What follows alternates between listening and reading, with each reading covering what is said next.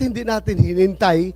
Yeah, with a view to extradition, bakit hindi natin hinintay yung ICC na mag-initiate ng extradition laban kay Pangulong Duterte? Bakit binyahin na kagad natin doon sa Interpol?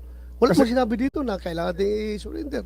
Ang extradition po na nasasabi po sa Section 17 ay merong pong treaty sa extradition, sa extraditing state.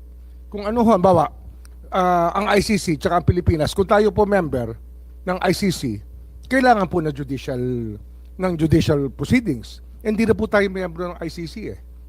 Kasi kung member po tayo ng ICC, nakakatulong sana kay President Duterte na hindi po siya ililipad.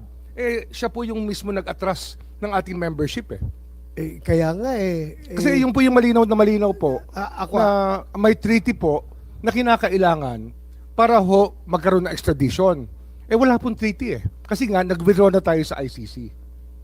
Kasi di ba treaty yung dati, sapagkat ang Senado po nag-concur. Nag-concur po sila sa treaty.